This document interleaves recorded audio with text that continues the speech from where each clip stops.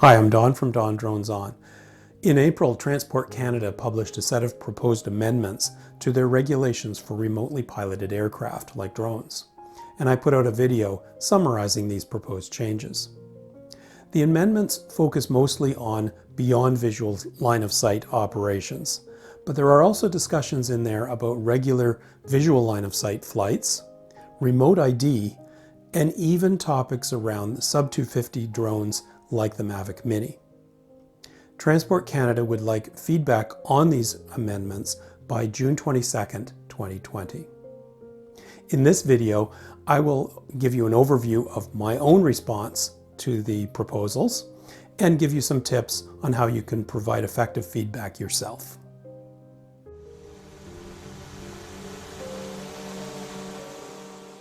The 28-page document from Transport Canada is a pretty serious read, and I do encourage you to read the actual document, not just watch my summary.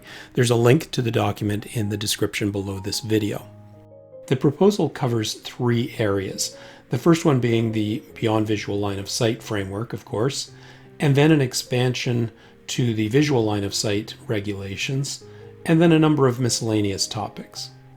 I decided to focus my response on 4 topics only: the new certification level for BVLOS pilots, the localized BVLOS rules for advanced pilots, which I think is really crucial for all of us to understand and to talk about, and then 2 of the miscellaneous topics, their proposals regarding remote ID, and also their comments about sub-250 gram drone guidelines. Let's start at the bottom and work our way up. Well, to be honest, they didn't have a whole lot to say about sub-250 gram drones, other than to say that they are examining whether clarification and further guidance is required. And like a lot of you, that got me worried. So here's what my response is. Honestly, I think they just need to keep this really simple. Transport Canada themselves has already posted a new version of the AIM document, and it has a new section devoted entirely to sub-250 gram drones. Why not just post that on the Transport Canada drone safety website? There's nothing there about 250 gram drones that makes any sense at all. Post the whole section, be done. And while you're at it, please, please, please, Transport Canada, update and correct the drone safety website when you're in there. There are incomplete and confusing rules stated about aerodromes. There's a stale link for NOTAMs in there. The NOTAM link changed in October of 2019, and this one still points to the wrong site. And the whole site overall is confusing and circular. You seem to go around and around in circles. Fix up the website, post that AIM section that talks about sub-250 gram drones, and otherwise just leave sub-250 gram drones alone. The second area that I'm responding to is the topic of remote ID. And again, they really don't say a whole lot about what they have in mind for remote ID, but here's my response. So first of all, I am definitely in favor of mandating new drones, and new drones only, not going back to old drones or current drones, but new drones should be electronically conspicuous, which means that they should all have ADS-B out so that other systems can detect the presence of a drone. And when you do that with ADS-B out, you should be transmitting basic identification data only about the drone. Nothing about the pilot's location, and certainly not the full song and dance number that the FAA's proposal on remote ID has in mind, with internet connections being required and all that kind of stuff. So I'm definitely in favor of drones being electronically conspicuous. But if they're going to mandate that drones be electronically conspicuous, they must also mandate that all manned aircraft be electronically conspicuous. And that's not required today. It's not mandatory. And this should apply especially to low-flying and slow-flying aircraft like helicopters, crop dusters, and any other sort of low-flying aircraft. Now, if you have that combination of manned aircraft being electronically conspicuous and systems like DJI's AirSense, which is basically ADS-B in, so it detects these other signals on other aircraft and warns the pilot, well, then you can have extremely effective drone safety. People flying a drone will see that there are other aircraft in the area and take appropriate action. The third area that I'm providing feedback on is localized BVLOS. And to be honest, I was very excited to see that they have this in here, and I think they're pretty close to a workable proposal. So just to summarize what they have in mind is they're thinking about small drones, so the 250 gram to 25 kilogram range, advanced pilot certificate, and allowing things like the follow me functions, flying around a building or an obstacle, and flying beyond the tree line without having a visual observer. So basically seeing a little, or flying a little bit beyond where you can actually see the aircraft itself. The one part that I was concerned about is that they have an expectation that the RPAS meet new standard 922 requirements about the drone itself and have the manufacturer self-declare. So my response to this particular topic is, first of all, let's keep this simple, crisp, and understandable. So my proposal is any advanced RPAS pilot can fly beyond visual line of sight as long as they're within 3 kilometers of their location and meet these two basic rules. Number one is that it be a small RPAS only, so that's fine, and that it has active RTH, return to home, capability. And of course, it has to be active. It actually has to be in effect. Rather than go through this song and dance of having the drone manufacturers self-declare that their drones can meet 3 new requirements that Transport Canada is proposing, honestly, I think the only one that really makes sense and is pertinent is the return to home. Everything else follows from that quite naturally. The second rule that I think is important is that line of sight must be maintained to the drone's operational airspace. And they actually seem to talk about this in their proposal. They talk about it as an operational volume or something like this.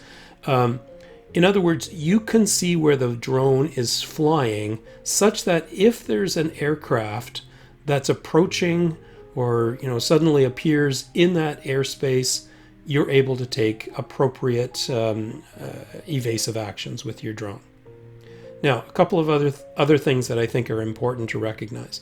Number one, I think that you should be allowed to operate it at an unlimited BVLOS distance if you're operating over property that's owned by, well, I couldn't think of a better term, but the authorizing agency. So in other words, if you're flying on behalf of a farmer over their fields, so they own the fields, you're flying on their behalf, so they're fully aware of things like crop dusters, for example, flying over their property because they own the fields, then you should be able to fly as far as you physically can with the drone while doing surveillance work of that property. Secondly, I think it's time to encourage things like binoculars and other detect and avoid devices by visual observers. This isn't an Iron Man competition. I can see the drone without binoculars. That's crazy. Let's encourage people to use the appropriate instrumentation and simple technology like binoculars to watch out for things like aircraft, be able to distinguish a bird from an aircraft if you see something in the area of the drone, all that kind of stuff. Let's just be sensible about this.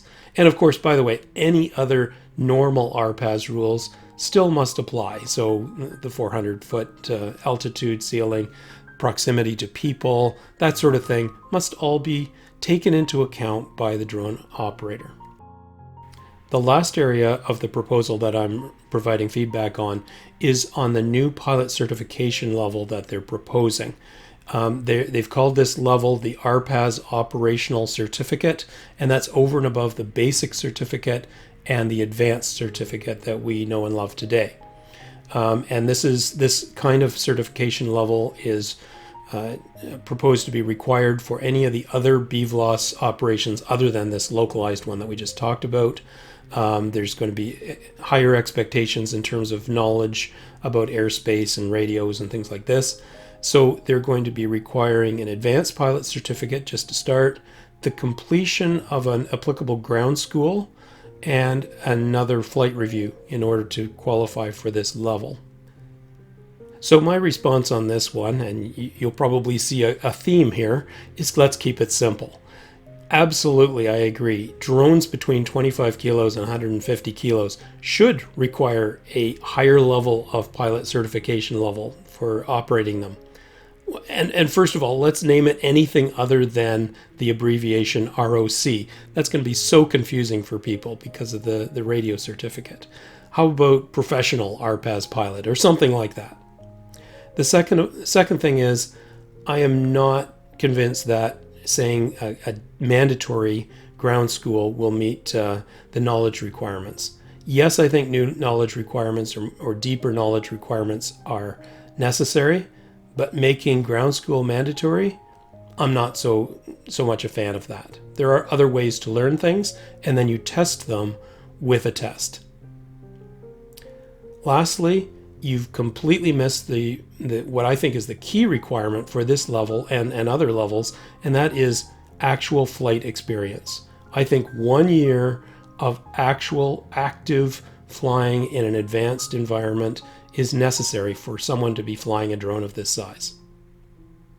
Now, in the next tier up of drones over 150 kilos, I honestly, that scares the daylights out of me.